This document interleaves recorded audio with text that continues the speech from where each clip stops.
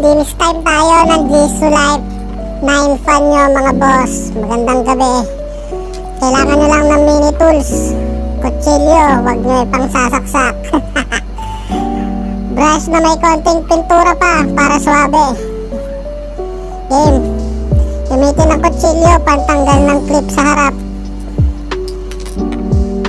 Tanggal, diba? Ganun lang. After that, tanggalin yung power source, yung connector sa loob. Sundutin nyo lang ng parang kulangot para bumitaw yung lock. Ayan o, ganyan lang. Pagkatanggal, ganun din yung sa likod. Gamitin ulit yung kutsilyo, hugutin yung nasa loob. Ayan o, basic na basic. May mga locks yan na maliliit. Kailangan nyo gamitin yung mini tools para pindutin yung mga locks para bumitaw. Kasi ang kapit ng pagkakakapit niya sa'yo sobrang higpit. Parang ganun. Ayan, tanggal agad, basic. After nyo matanggal yung cover, tulak nyo lang galing sa harap papunta dun sa likod para matanggal yung laman, yung fan blades, para malinisan. Medyo maikpit pag hindi mo na anggulo ng tama,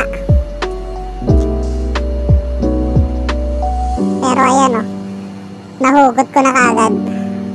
Mabilis lang yan. Ayan, brush na 3 times a day. Parang patalastas ng Colgate. Ayan o, nadali mo, malinis na pati yung screen. After nyan, balikan na.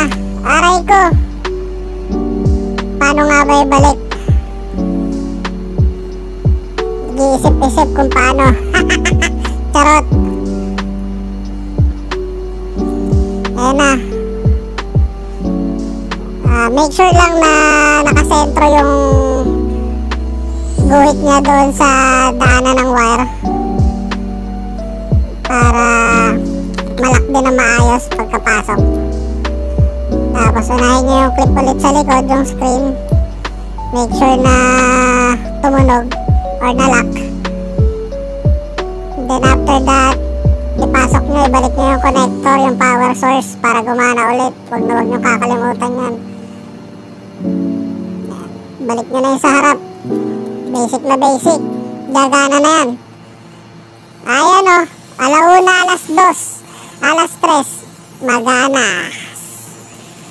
Salamat sa panonood mga repa. Hanggang sa susunod. Paalam.